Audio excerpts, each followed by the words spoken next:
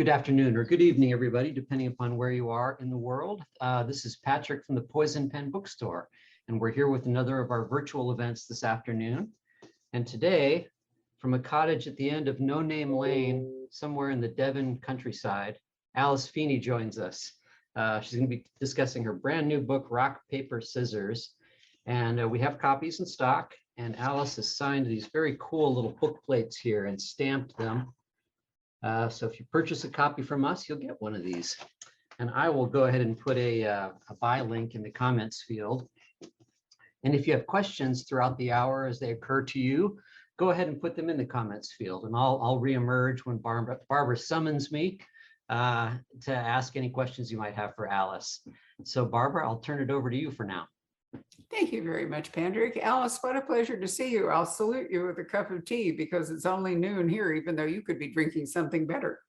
It's so lovely to be back. I enjoyed our chat so much last year. I can't believe a whole year has gone by since we've been talking about books.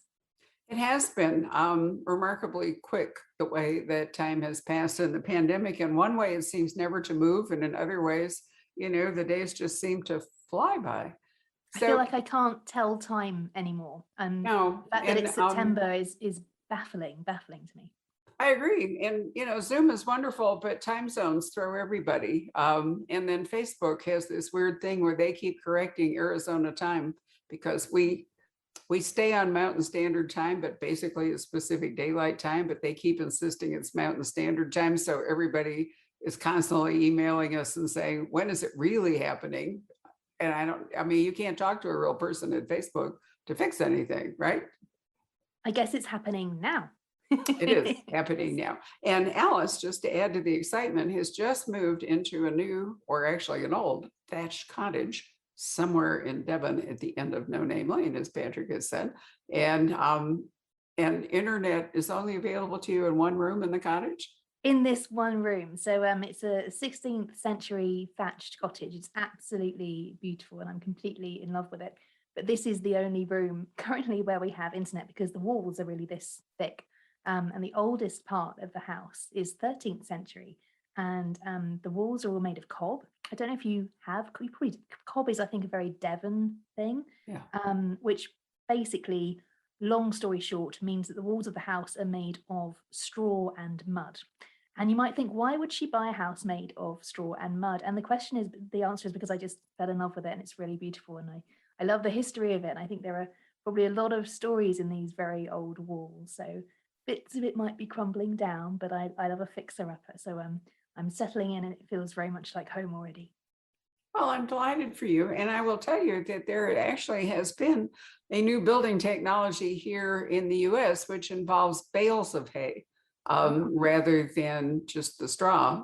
So it's a version of cob. We also have adobe houses, you know, which is just mud brick that's dried and stacked up more in New Mexico, certainly than Arizona. But there really has been a trend towards some of the older building techniques. Again, I think they knew what they were doing. And, you know, if it's been standing since the 16th century, it'll still be here long after I'm gone. So I'm happy to take the risk. It feels like a really lovely place to live. Well, we're talking about housing, and that's going to be an important part of our discussion of rock, scissors, paper, because there is an unusual Scottish accommodation that comes into play. But before we do that, let me just say that Rock, Paper, Scissors is Alice's fourth novel. Her first one, Sometimes I Lie, was an international bestseller, translated into more than 20 languages, and is being made into a TV series starring Sarah Michelle Gellar. That's so great. And then His or Hers is also being adapted for screen by Jessica Chastain's Freckle Films. So two film things in the works, Alice. That's really exciting. Yeah, and I'm crazy lucky because Rock, Paper, Scissors is now being adapted by Netflix and by the producer of The Crown. I still feel as though I'm making this up when I say it because it seems too good to be true. But it really is a dream come true. They're an amazing team. So I'm very excited that plans are already underway and scripts are already being written, and hopefully people will be kind enough to read the book first, but then not too far in the future, they'll be able to see the TV adaptation of the latest one too. Well, I do think that long form storytelling on streaming television has been an absolute godsend for authors and for readers. And certainly a book as complicated as in plotting as yours are, you really can't do it justice in a very short movie. So it's great that they are, taking this over. Do you think your former career as a BBC journalist helped you? Did you have connections, or do people have confidence in the success of the books in an adaptation? Did it make any difference? I think there are a couple of things that might have led to this. Luck, I think, definitely plays a really big part. I'll never say it isn't something to do with luck. I watched a lot of TV as a child, and I read a lot of books. And I was always being warned by my nana that my eyes were going to turn square, which so far they haven't, even though I still watch quite a bit of TV now. So I think that has something to do with it. I've always been obsessed with stories, whether it's with books or TV shows or films. And then really amazing agents. I get to work with the best in the business in terms of my agents and my publishers. And I think that all just has helped make people maybe see the book, and hope very kindly be interested in the book and want to adapt it for television. So luck, watching lots of television, and very good agents. It's also true that if you get one book made successfully, then it's fairly easy to get the rest of the books made. You can look at Leanne Moriarty, for example. But I was thinking about Anne Cleeves. Vera did so well, and Shetland's done so well, and now she has a series set in Devon. Maybe you can do a cameo or a walk-on part. But the Devon series is also going to be turned into television, and it has an interesting sleuth. He's gay. And he and his husband live in whatever community it is in Devon. So I think Anne's books, she has really great leads, but I also think that the setting for her books are so powerful. You've got Northumberland, and with Jimmy Perez, you've got Shetland, and now with Matthew, you're in Devon. So do you feel that reading your books in a particular landscape is an advantage? I think it's always interesting for readers and for viewers to take a trip somewhere else. We're all looking for a little bit of escapism, whether we're reading a book or watching a TV show, or we go to watch a film. And so it's nice to live in someone else's shoes and to see the world through their eyes, for a little while. So I think different settings are great. And I think what is also so wonderful is that all the shows you're talking about, I've seen them and I love them. And I've still got a huge appetite to see more of them. And I think that there are a lot of people out there who do. So we all seem to like these whodunit shows or these crime shows, and a little bit of mystery and some puzzle solving. So hopefully it's a habit that we'll all carry on with for a little while longer at least, and something we can all continue to enjoy. Well, I think we will. I mean, we're the Outlander bookstore, so nobody has to talk to us about what happens with television adaptation. But a huge part of the remarkable international success of Outlander are the locations. For Scotland, well, actually, we've been France, with South Africa, and then basically the Carolinas in the United States. And in all of them, that background is, I mean, they're not crime novels, but then there are crimes that happen in every episode. So what is a crime novel if you really think about it? But I know that people are so drawn to the landscape. And speaking of Scotland, you decided in Rock, Paper, Scissors that you would send this couple on a trip to Scotland. Why don't you tell us the setup, and when they arrive, what is the surprise that greets them? So when I first had the idea for this book, it was 2018, and my husband and I were taking a trip up to the Scottish Highlands, and I am completely in love with Scotland. I talk about it a lot, probably bore people to tears about it, but I just think it's just such a beautiful, beautiful place, and I feel so lucky that we can jump in the car and drive there. It takes a very long time to get there, but it's possible. So we've been going up there for the last few years. All of my books have either been partly written or edited there. And on this particular trip, it was 2018, and there was this terrible storm here called the Beast from the East. And everybody said, you mustn't go, you mustn't drive, it's not safe. But I was determined to go. I really wanted to go. And so we drove up. The roads were icy and slippy. There weren't many other cars on the roads because nobody was as crazy as us. And when we eventually got there, several hours later than we should have done, because of the conditions, it was dark. The house we'd rented for our stay, there were no lights. The pipes were frozen, so there was no water. We realized pretty quickly that the car was snowed in, so we couldn't leave. And as we settled in for the night, we realized we were a little bit stuck. And then just before we were about to go to bed, a face appeared outside the window, and this was very late at night. And I was terrified because our phones didn't work. We were in the middle of a valley. There were no neighbors except for some sheep. And that moment definitely was a bit of a trigger for the idea behind rock, paper, scissors. So in real life, what happened to us was that it was just a very friendly caretaker who was so worried about us making this journey that they'd come out to see if we were okay, if we'd even managed to get into the property. But in my dark and twisty imagination, I had the seed of an idea for this couple who went away for on a trip to Scotland, and there was a face in the window. But in the book, things are obviously, things get a lot more dark and twisty for their experience. Mine was fine. I lived to tell the tale. It was all good. But yes, it definitely sparked the idea. And then a year later, we went back to Scotland. We always go in March because it's my dog's birthday and it's his favourite place to go. He told me that in dog language. So we always go to Scotland in March, and we were staying in a converted chapel.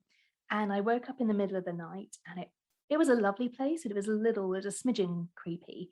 And this whole idea that I had been thinking about for a whole year by then all slotted into place. And I knew the story. I'd been thinking about these characters for a year. It all just happened and slotted into where it needed to be. And I just knew that this was a story I had to tell in a book that I had to write. Well, when they arrive, in fact, what the husband thinks is going to be a sort of standard accommodation is in fact a chapel. And I do, there I've seen the Wall Street Journal does a feature on mansions on Friday, and on Sunday, the New York Times business section will do something like, if you have X amount of money, here's what you can buy. And very often, especially in the New York Times one, it's a converted church or something. I assume they have to be, whatever the word, desanctified or whatever. There has to be some sort of decommissioned, maybe it is. But, I when traveling in Ireland and other countries where churches are really not used as they used to be. They used to be not just places of religious devotion, but really community centers. Certainly in England, they were also the record keepers. That's where the births and marriages and everything were recorded. But now lots of these buildings are just sitting empty, deteriorating. So it does seem to be, it's like lighthouses. I think lighthouses also, haven't they? Begun, a lot of them have been turned into B&Bs or some kind of accommodation. So what fun. Yeah, I might write about a lighthouse next. Only kidding, I'm not going to. Well, I mean, I think staying in a lighthouse would be really cool, except for the fact that, I'm not sure that I want to do all that climbing as I'm getting older and my knees are not what they once were. Lighthouses would present some serious challenge, but a church, you've got a natural loft. If you had the organ, you can put, bedding upstairs. Usually there was already a kitchen facility for some, serving the parishioners. So anyway, so they go through the same kind of fiendish conditions to get there. And you can tell from the dialogue between the husband and the wife, she's driving, isn't she? Yes. Yeah. So Amelia's driving. Adam's just a passenger in the car.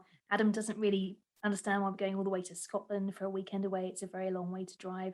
And I think you can tell from the beginning that this is not a happy marriage. There are problems here. And it takes us a while to try and understand, while we're reading the book, what's really going on and what's really happened in this marriage and who are these two people. Because on the surface, they might seem like very lovely people and everything should be fine with their relationship, but there's something just below the surface that isn't quite right. So you adopt an interesting technique to kind of give us an extra voice or an extra perspective. What interested you in doing that? I guess I like to try and write books that I would like to read, and I really enjoy all genres, but I'm especially fond of twisty, turny books. I like a story that can catch me out. And if I'm honest, I read so many thrillers these days, it's quite rare that I don't spot a twist. I can normally sometimes see what an author is doing, which ruins it. It ruins it for me. So when I find a book where I don't guess the twist, it's such a thrill. I love that. So that's what I'm always trying to achieve. I always want to try and take the reader on a kind of roller coaster ride with me, and we'll have some twists and turns. We might turn upside down once or twice. I might put you in the dark a little bit, but by the end, hopefully we will have all had a good time together and enjoyed the ride. And this particular way of structuring this novel felt like the best way for me to tell this story. I am rather fond of unreliable narrators, and this was the way that I wanted them to express their present and also their past. And I felt like with this story, it was so important that you understood the past of these characters in order to understand why they have become the people they are now. Well, it certainly is key. If you want to create this kind of a book, you don't want to give away their whole life story up front. You want to leak it in so the reader is constantly going, but why? Why? And so if you've got, it does require multiple points of view to do it this way. And I do think I've edited books where journals or letters are a way for somebody to speak. In some other fiction, I've read some rom-coms and so forth, where increasingly text messaging or emails, or even email addresses or little email headers and so forth, can tell you a lot about what's going on. So why did the letter interest you? I remember that when we were in this converted chapel in Scotland, I was thinking about our 10-year wedding anniversary, which was coming up. And my husband always buys these really thoughtful, amazing anniversary gifts. And there was one year where it was our tin anniversary, and we were both crazy busy. And he said, look, let's just agree not to do gifts.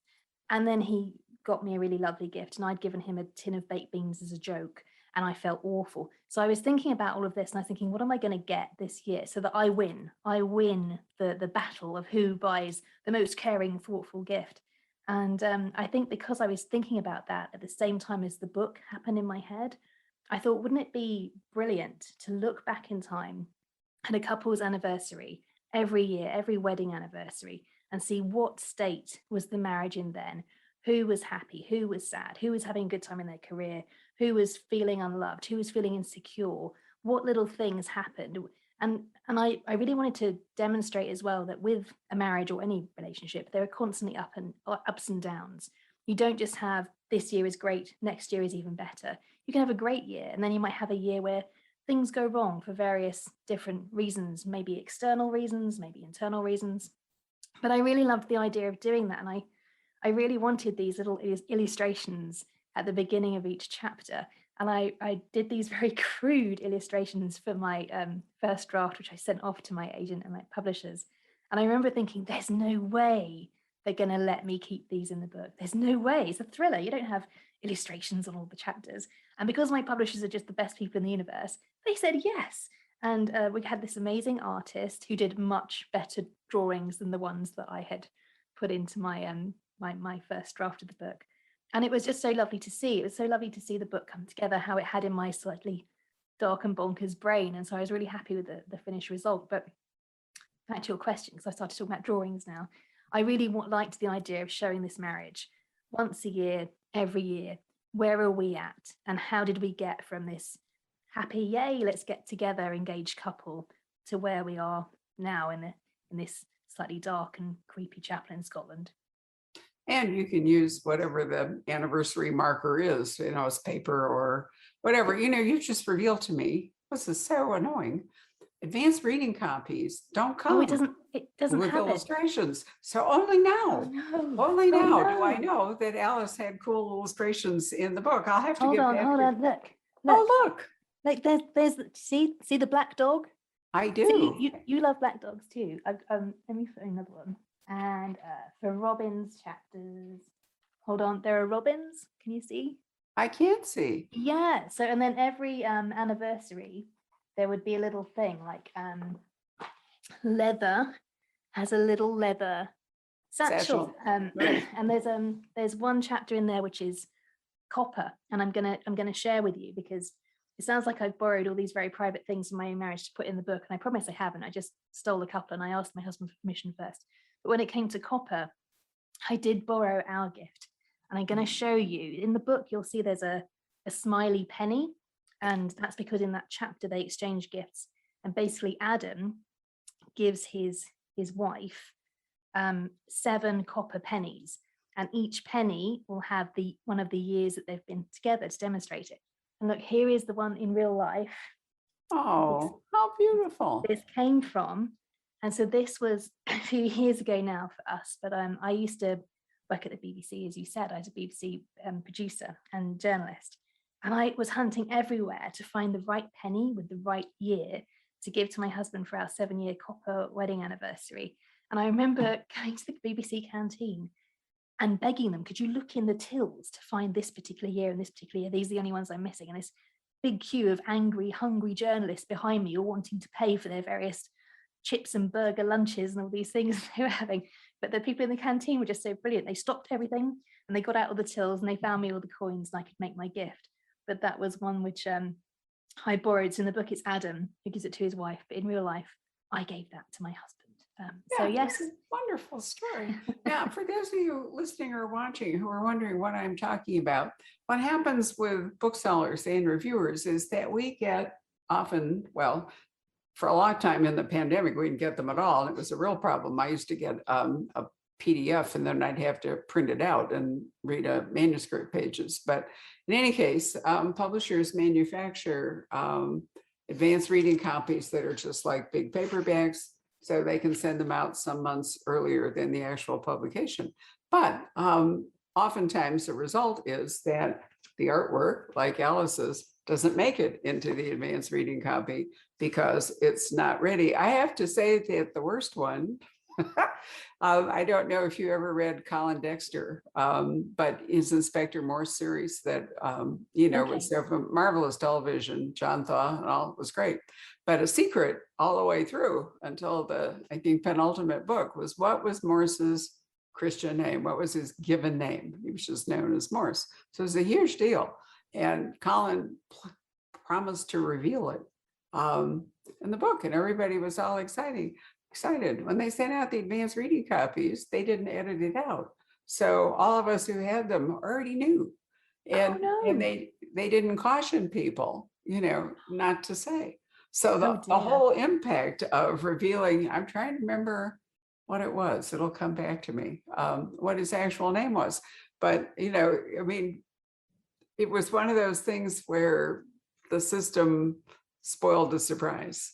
And, and occasionally there have been wonderful moments when it happened to Val McDermott when they sent out an advanced reading copy, but unfortunately, it was like a whole chapter was omitted or something. And so there was, stuff goes wrong, right?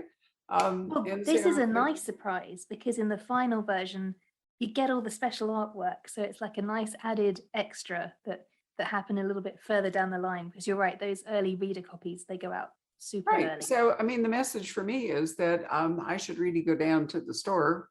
I'm working at home right now and actually look at the physical book, because I am depending most of the time on the copy that I had at home. And often I don't even see the physical book. So clearly I'm missing some really important stuff. You can see all the lovely artwork, which is not me. I wish I could draw like that. It's down to the 2 beautiful artists who did a really amazing job of the cover and inside. I'm thrilled to bits with how the book looks. So did you have to consult like a reference source to work out what all of the anniversaries are? Or is the fact that you and your husband have been so good about marking them that you already knew what year? I knew most of them. And yeah, I knew most of them. And they're interestingly enough, they're different in America. So UK has its own set of traditional anniversary gifts, and America has slightly different ones. So I went UK because I live in the UK, and that just seemed more logical to me, and I'd get in muddled about which year was which if I tried to change things up too much. So yes, I found that interesting. And as I was writing the book and coming up with these traditional gifts that the couple would exchange every year, I'd sort of look back with a little bit of remorse, thinking, oh, I could have done that year if I'd thought about it as much as I'm thinking about my books now.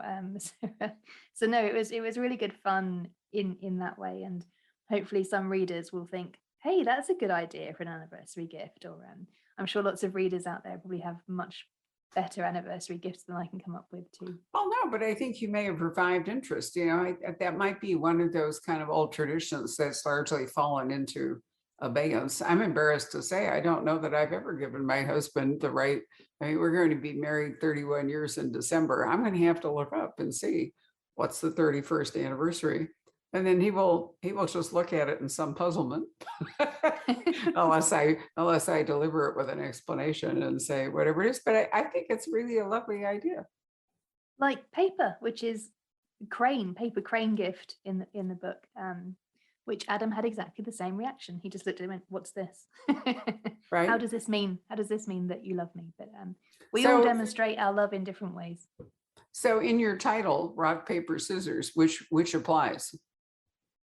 Which applies to the gift thing? To all of them? I know. Oh, all of does. them. So for rock, it's the year that they get engaged. So I used the idea of the engagement ring and the rock on the engagement ring. Paper was the paper crane, which is their first year anniversary. And scissors, well, I don't want to do any spoilers, but scissors comes towards the end of the book. Got it. I mean, isn't there a game also called rock, paper? Rock, paper. Have you never played rock, paper? Yeah, scissors? no, I have. I remember it as a kid, Well, come on, we have to play now because you've mentioned it now. So I'm going to remind you. So you have to do 1, 2, 3. So you do 1, 2, 3, and then you do the thing you're going to do. So you can either do rock, right, or paper, or scissors. Scissors. Make sure you do like that, or it looks like we're being rude to each other. Okay, so you ready? We're going to do 1, 2, 3, yeah? Okay. So 1, 2, 3. Both scissors, which means it's a tie. Do you want to do should we do best of 3? Okay, well, we can try again. Okay. 1, 2, 3. Oh, both paper. Well, we're just so in sync, Barbara, you and me. Well, I'm sorry. No, I do remember playing it. It was one of those great things, like on road trips, when your parents were always trying to find things to amuse you in the backseat of the car, exactly. that rock, paper, scissors was or always. I Spy, or one of those things on those long journeys. Yeah. Right. And you know what I miss are the old road signs. So we used to have companies like Gillette, who made razor blades, and they would take a track. I mean, we're not talking interstates. We're talking, back when they were older country roads, and they would have like jingles or something, and they would give you a line on one bulletin board and then the next one and the next one. So as you drove by it, you could put them together. Interstate, these big highways that we have in America really spoiled a lot of stuff like that. It becomes much harder to spot things. And we used to count the different colored cars. So you'd pick a color and it'd be red or green or blue. And whoever got to 50 of those colored cars first was the winner. I don't know why I'm sharing this with you. Oh, no, I think it's, you can do license plates. You can do, the kinds of cars, for example, taking it to a different level. My husband is very fond of Volvos. I have a Mercedes. My husband loves Volvos. And as we're watching all the streaming television from all over the world, mostly on MHC TV, but on Netflix and other things, every time there's a Volvo, wherever it is, France, Finland, whatever, Rob goes, Volvo. It's like the old Andy Griffith show where they used to sit on the front porch of this little southern town, and they would call the cars as they went by. It was like a count, Ford, Chevrolet, whatever it is. So next time I see a Volvo in a TV show now, I'm going to have to shout Volvo. You will. I know. I will, yeah. And he's not, I'm not even keeping tab on the Mercedes. It's not even a contest. I don't know quite what's going on. So where does your couple originate? I mean, they're taking this icy, perilous journey to Scotland to check into the dark chapel. But where did they begin this trip? So they live in London, and Adam is a screenwriter, and it was really fun to write a writer. He doesn't write novels. Adam would not touch writing novels. He wouldn't be interested in doing that at all. But he writes screenplays, and they live in London in this in this old house that they have lovingly restored, bit by bit, slowly. And Amelia works for Battersea Dogs Home, which is a really very famous animal shelter in the UK.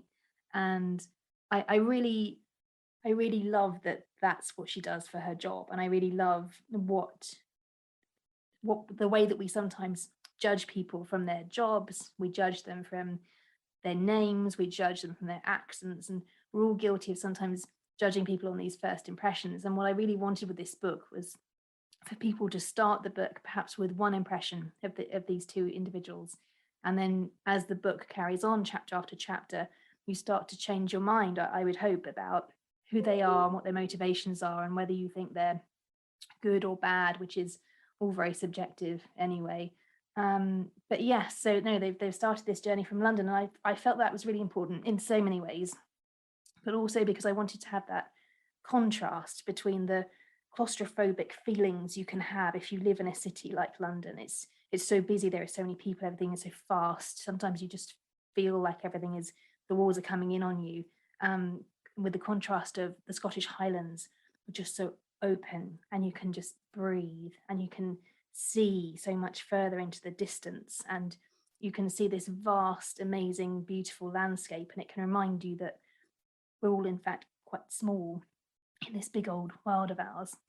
So that felt important in terms of reflecting their marriage in some ways as well, and the way that a marriage can feel like that. Sometimes it can feel very claustrophobic, and sometimes it can feel as though you're very alone in this big open space, and you can't see anybody else or see any kind of way out, if you like. I do think, as you pointed out, it's a very long drive for them. And I was once in England back in the, I can't remember, early part of this century, in Manchester at Val McDermott's, and there was such a blizzard that transportation stopped everywhere. The rail lines froze, and the trains couldn't operate. I can't remember, there's something about expansion and contraction because they're very old, and that didn't work. The motorways were completely closed. We can't cope with weather at all in this country. We're not prepared for weather at all. I don't really know why. The weather is the same every year, but even when I was a child, I can remember once we get a little bit of snow in this country, everything grinds to a halt. Shops are closed, everything just stops. There's no trains. Airport closed, motorway closed, railroads didn't function. So we were marooned in Manchester. And one of the really good things about being marooned is that you can't really do anything about it. There you are. And so time kind of disappears. And it's almost like this welcome little bubble in your life where you're not responsible for doing things because you can't get there to do them. The other thing that's hard for us as Americans to recognize, for example, is that the entire British Isle will fit into Arizona, and we can drive at amazing speeds. So, from London to Scotland for us would be, a really relatively quick journey. But it doesn't work that way. I think one reason Americans like British crime novels is that the scale of them is smaller, it's more intimate. And traveling in Europe and in the UK, which I have done an awful lot of, you recognize that the journey takes the same amount of time, even if the geographical distance is very small, because of the congestion, because of the landscape. The roads are small. If you've ever driven in Cornwall, you will understand what I mean. I actually understand why there are so many motor accidents in England when you see people bucketing along on these, almost completely blind roads with hedgerows or walls. So there's no forgiveness, there's no verge, whatever. And, you guys I've always been astonished at how kind of, what's the word I want? Insouciant, drivers can be, whipping around turns and the whole bit. Wow. Not me though. I poodle along. I'm a very safe driver. I always am just under the speed limit, and I take my time, except for when I was writing one novel where I was writing a very angry character. And just for that period, when I was writing the first draft, maybe 3 months or so, I had road rage for the first time ever, because I was living inside the head of an angry driver. And it was so fascinating because I didn't even know where the horn was on my car. I'd never used it before. And I was driving, and then I hooted the horn. And I got home and I thought, I've got to stop writing this book because I prefer being me, driver, poodle, poodle, poodle. Oh no, after you, it's all fine. So it is interesting how writing some of these characters sometimes rubs off on you in quite a scary way. But I'm pleased to say I'm back being me again and driving nice and slowly. Well, if you worked for the BBC, you must have been located in London or some urban area. Now you're kind of in remote Devon. So, has that Yes. been, how easy is it for you to adjust to that? It's wonderful. I've been secretly dreaming of doing this for such a long time, since forever really. My Irish grandmother lived in a property not too unlike this, and I think it was one of the happiest places I had as a child, somewhere that I always felt at home. So I think I've been desperate to recreate this very old sort of farmhouse cottage with a little bit of land and a little stream, and to be able to do it really is a dream come true. I feel incredibly lucky. But living in London, we live just outside London. I did enjoy that too. I did enjoy that. There was a period in my life where I was quite happy to do all of that and I loved my job. But I think I've had this secret notion of being this author who goes to live far, far away down a lane that doesn't even have a name. I love that that's a reality now. And that there's a character in Rock, Paper, Scissors who is an author who has deliberately gone to live far, far away. So it's as though I was writing this sort of strange fantasy of an author who gets to go and live away from all the chaos and the noise and just be alone with their books. And now I'm doing it, but I hope I won't end up too much like Henry Winter. Interestingly enough, in the last year or so, there's been a remarkable number of novels, crime novels, in which an author turns out to be the central character, either the protagonist or, the sleuth, or depending on what structure of the book it is. So writers have been writing. Maybe it's the pandemic, because we've all been trapped at home with ourselves. Maybe. We haven't been allowed out to see or talk to anyone else or experience anything else. We've all been looking maybe a little bit. It's really interesting. And, the frustrations that Adam is experiencing as a screenwriter who is not as successful, or it's not going as well as he would have liked. I think writers can write well about the frustrations of other writers. Either you never get recognized, or you had a big success and then you can't get back to it, or you just run out of ideas, or various things. So I've had a lot of authors who've been incredibly kind about this book, who read early copies like you did, but they've been taking screen grabs of some of the things that Adam says about writing and then sharing them on social media, going, yes, I think this too. And I don't agree with everything that Adam says or thinks or feels in the book, definitely not by a long stretch, actually, but there are definitely some things in there, little nuggets that he has, which I think probably all writers have experienced and felt at one point or another. Well, I think that readers are fascinated. We've always found that readers are interested in the whole creative process, down to whether you write on, with a pen, or whether you write on a laptop, or the hours that you write and all. None of that's transferable from one writer to another, but it always comes up as kind of an effort, to penetrate the process. So we've talked about Adam, and let's go back to the working at the animal shelter, because you and I have black dogs. Patrick, in fact, is going to show us a photo, the only decent photo of my black dog, because she's so black, her face just disappears in any kind of a photo. Patrick, do you have the photo I sent you? Or? I do. Just a second. Let me just get it all queued up. Okay, sorry, I probably caught you by surprise. No. But Alice, tell us about your black dog. While Patrick, I feel like we need a little drum roll, because I can't wait to see this dog too. My black dog is this 8-year-old giant black Labrador, who might ring bells because there is a black Labrador in this book. And I was so happy with the illustrations because one of them is of a black Labrador. So I feel like he's found fame, but he hasn't let it go to his head yet. Well, a black dog is kind of a, fabulous thing. There. Look at that. This is an 11-week-old puppy. And what's interesting about her is that there's actually not even a white of her eye. And so to take her photo, most of the time she's faceless, but she has this little tiny white ruff that you can see underneath. And I managed to get her to look up in such a way that I could, but this is the only recorded record of her face, because in everything else, she looks as though she's wearing a complete mask. Poor puppy. Gorgeous, gorgeous. She is, and her brother, unfortunately for her, is stunningly photogenic. So she always comes off kind of looking, I'm sorry, trouble, I know.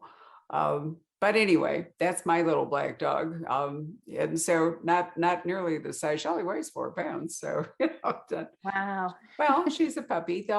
They're supposed to get up to maybe 12 pounds. But she's always gonna, and we have a Shiba Inu, an older dog who weighs, we always thought she was small, and she weighs over 20 pounds. And next to these little guys, she's a giant. It's like watching, something coming up to an elephant. And so the older dog, they're so little, she just doesn't want anything to do with them. She, she kind of swats them away as though they were a bee buzzing around her feet. And I'll be interested to see how she does when they get to be a little bit bigger. Congratulations. Well, thank you. It's really been a lot of fun. I think this is my husband's reaction to the second pandemic, kind of semi-lockdown, is that he'd had enough of just living with me. Decided to expand our household. Plus, we did have an older dog that we lost at 15 last spring, and we felt like the 7-year-old dog, really, who'd always had a playmate, was really getting lonely. Would like some company. Yeah. Yeah. And I think, to be fair, we were looking for a larger dog, but we were lost when these two showed up. So the it was 7-year-old, fate. It was fate. It was meant to be. it was, yeah. So the 7-year-old's just going to have to be patient here for a few months till they get up to a decent size, but I think she'll be fine.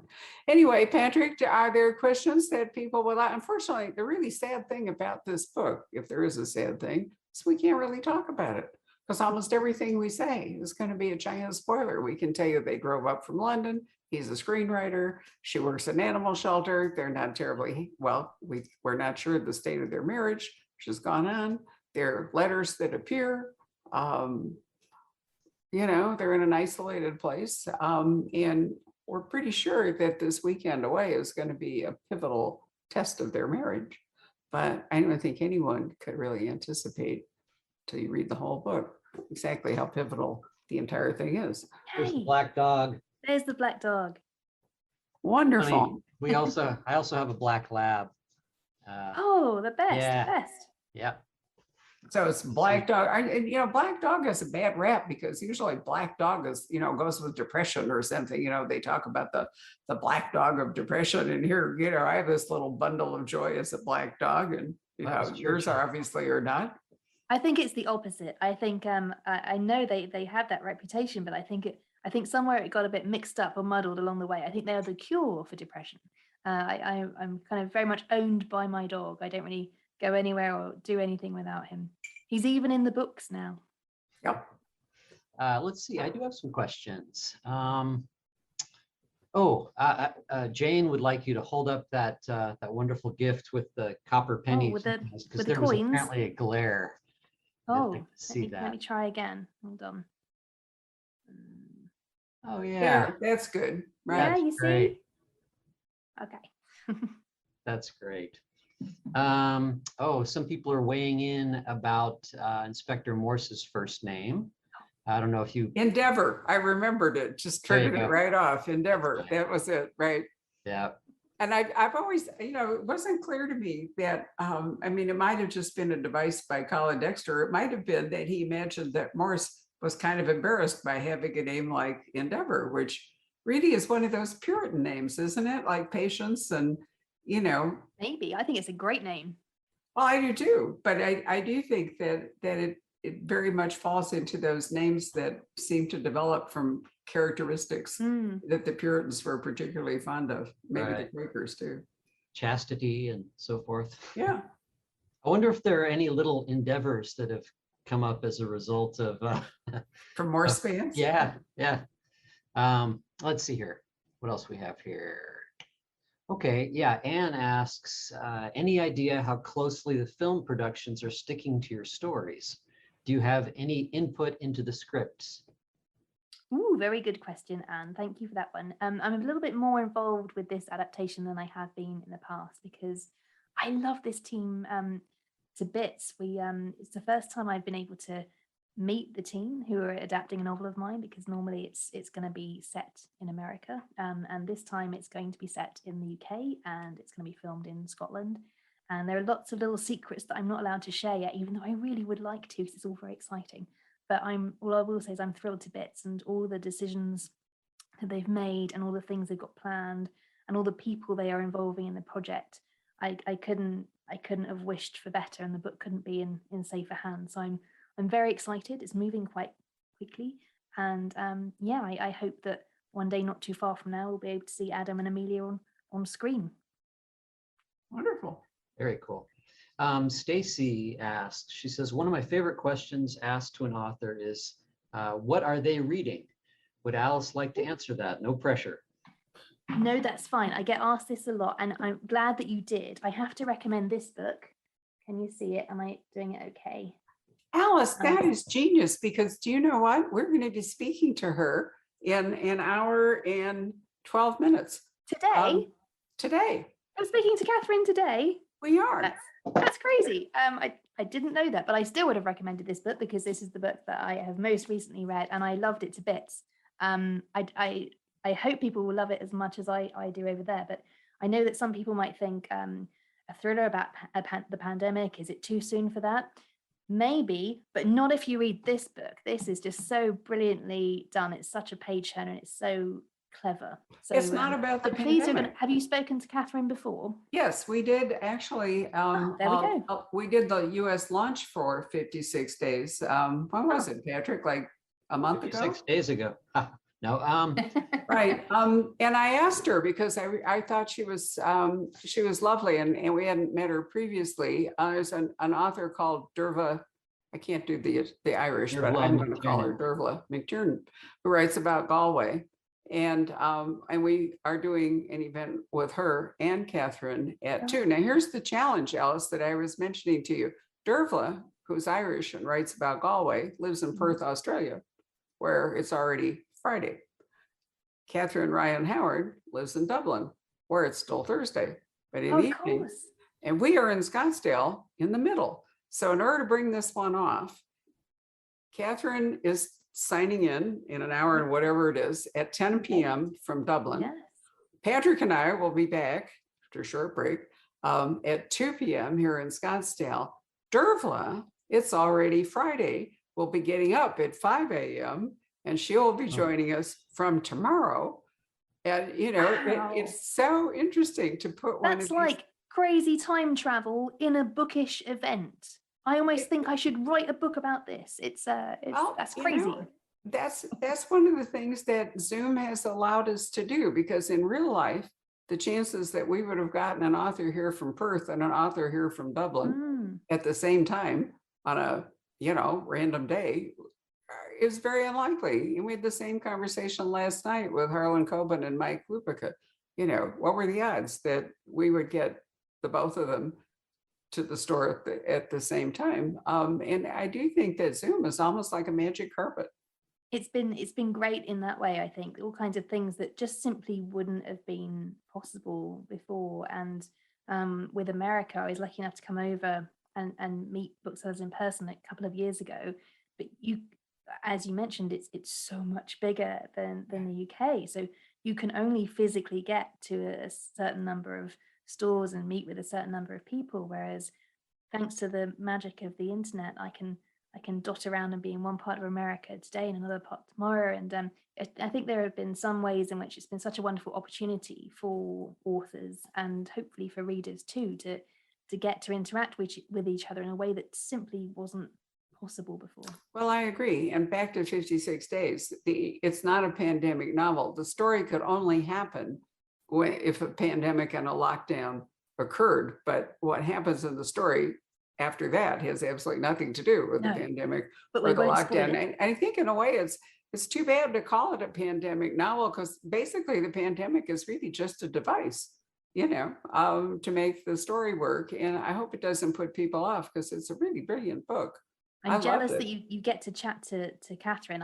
We've never met yet, but I am determined to meet her at some point in the future. Well, I'll send you the link. If you don't want to stay up that late, you can tune back in and watch it tonight, or I'll send you a link because it'll stay up on our Facebook page and you can watch it. And I can send you the link for the earlier conversation that we had with Fabulous. her. She's really lovely. You'll be very pleased with her. You can have Alice pop in and say hi. That might be a little bit too complicated, but I'll be in bed by then. oh, that's true. It's pretty late there, isn't it?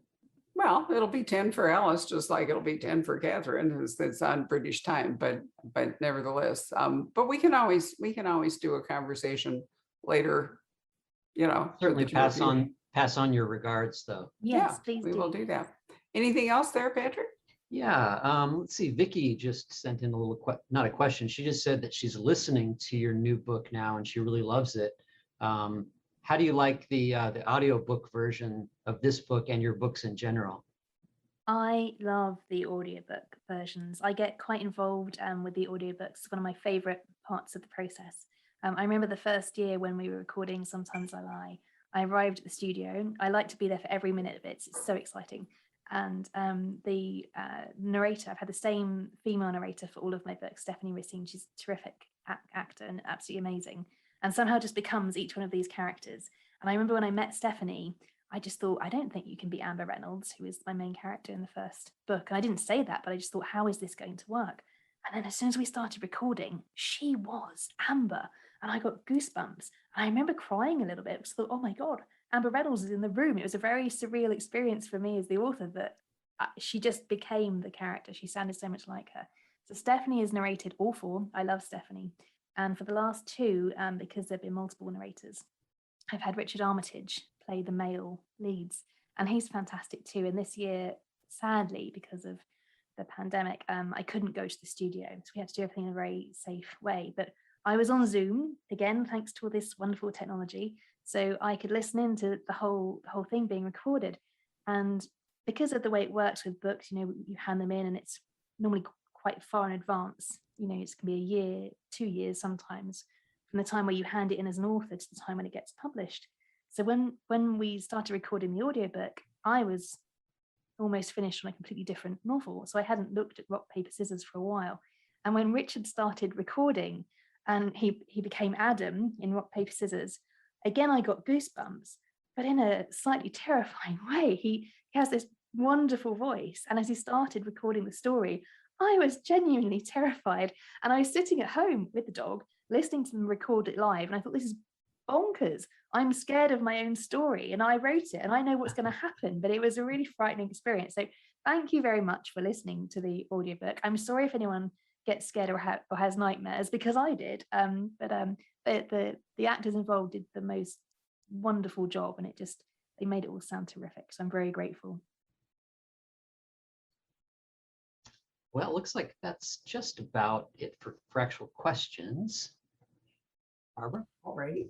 Well, Alice, once again, it's been an absolute pleasure to talk to you. I'm gathering, that was going to be my final question, that you are at work on book 5, or possibly you've even finished book 5. Yeah, we've just sort of done final edits on book 5, and I'm so excited for that one too. Book 5, I'm not allowed to talk about a lot of things yet, but I will say it took me 5 years. 5 years from the moment I had the idea to when I handed it in, which is the longest it's taken me to write anything ever. So it was a real labor of love, but I'm very proud of it.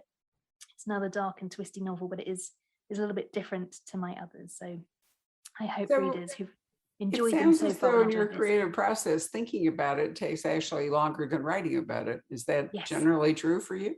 Yeah, that's massively true for me. And I know there are some very clever authors who just sit and write and make things up as they go along. But I know I tend to think for years in some cases, and I won't write a word until I know it all in my head, until I know the characters just as well as I might know friends or family, and I know everything about them, and I know everything about the story, and I know the twist, and I know how I want to tell it. So that helps me. Knowing everything so well by then helps me to leave those breadcrumbs behind for people to find and leave the clues behind. So a lot of thinking, Do you write a detailed outline? Yes, I write in my garden shed, and anyone who goes in there, which is no one actually, I don't know anyone except the husband and the dog in there these days. It looks like a crazy lady's lair. There are these different colored cards everywhere, and I have to see the whole book. It sounds peculiar, but I have to be able to see the whole book in one space. I have to be able to see every chapter, and there are different colored cards for different characters or different timelines. And so only when I've got all of that together and I can see the whole plan, and sometimes the plan might change a little bit, but for me, it's like going on a walk with the dog. If I didn't know where I was going or I didn't have a map, I would spend the whole time panicking about getting lost instead of enjoying the walk. And it's the same for me with the writing. I want to enjoy writing the story, so I have to know where I'm going before I begin. Sounds like a homicide detective's office. Yeah, that's what it looks like. So that's why I can't let anybody else in there. This is hilarious. You are the third British author that I have talked to whose office is indeed their garden shed. And our conversation, Ellie Griffith, actually, we do our conversations in her garden shed. So we're obviously missing something out here in the States. I'm not sure we have garden sheds. Do we have garden sheds, Patrick? We must. Not so much. I'm trying to think. No, not really. Where do you keep your lawnmowers? Well, I guess we do, but mostly in our garages. We have attached garages. This is out in the West. Back east, I'm pretty sure that the cars and the tools all sort of reside in a, as you would say, garage, we would say garage. Then it might be to do with how old some of our houses are. Because I used to live in a little Victorian house, two up, two down, and there's no garage, there's no anything, there's not even parking. You have to park on the street. Right. So we have to have a shed. That's where you put all your stuff. Or in my case, that's where you put all your crazy planning cards and have your little writing. Oh, it certainly works out well for you authors, to have a place to go retreat. I love the idea. Where are you writing? In my shed. And we've talked to authors who write in coffee shops and all over the place. Who was it that used to write in a fast food restaurant? And he was sort of famous for, it was like his local Hardee's, which is a sort of version of McDonald's or something. And Ken Kruger, who writes his wonderful books in a coffee shop in the Twin Cities in Minnesota, and he can't write comfortably. I could never do that. I have to have complete silence. Even if the dog is snoring too loudly, I have to adjust him a little bit. So no, these writers who write in loud, noisy places, they're like an alien species to me. I have to have quiet. Both last night, both Harlan Coben and Mike Lupica both write on legal pads in longhand, which is interesting. Yeah, but as Harlan says, what happens then is that when he inputs it into a laptop, it's already his second draft. And so maybe in a way it's really efficient. I had that conversation at dinner years ago with PD James. She wrote all of her books out in longhand, and at one point she finally hired somebody, I think, to do the typing. She did some of it herself, but everybody has a different way of writing. And as I said earlier, it's just not transferable, much as any wannabe writer might wish it were. It isn't. So it's fun to talk to different writers about their journey and their process and how books come into being. So thank you, Alice, for sharing all that with us. What an absolute treat to see you again. Thank you so much for having me. I enjoyed it so much. And I can't believe how quickly the time has gone because we're having so much fun. I know we do. And don't forget, we have these fabulous book plates and wonderful illustrations in the copy. So don't forget to order one. Plus, it's an amazing read. Unfortunately, we can't tell you any more about it than we did without reading it. But next year, when we talk to Alice, we can go back and talk about how this book played out. I can't wait for you to read next year's book. I'm going to make sure you get an early copy of that one, and then we can or send me a PDF. I already know how to do that. I'm going to make sure that if there are illustrations, you get something with Got it. Well, it'll be fine. But I'm glad you mentioned them because I really would have been sad to miss them or not mention it. So, so you've already heard Alice recommend Catherine Ryan Howard's book, and I Like Journalists. So if you don't have anything else to do, come back in 58 minutes and we'll talk to them, or you can watch it later. Alice's video will live on our Facebook page, and the podcast, which will probably be available tomorrow, will be up forever. We're up to 113,204 podcast downloads. Wow, that's amazing. That's brilliant. Well, you mentioned audiobooks and how well they've done. And so really, it's not surprising that many people would rather listen to us talk Now watch us talk. But we look so fabulous. Well, I mean, and they can't see the dog. But aside from that, I do think that, again, that's technology that, makes it possible to reach a larger number of readers than. I think any way that gets people reading more books, any books written by anyone is always a fantastic thing. So Well, it's story, brilliant. and whether you watch it on television or you listen to it or whether you read it, story is story, and it's a wonderful thing. So goodbye, everybody. Thank you so much for joining us. Bye, Alice. Thank you. Night, Thank Alice. you. Here. Get a good Bye-bye. night's sleep. Bye. Bye-bye. Hello. We hope you're enjoying our programs and podcasts with authors. We'd like to expand them, and your help would be appreciated. Please make a donation at poisonedpenfoundation.org. 100% of the proceeds will go to help connect authors with readers in this difficult time. Thank you.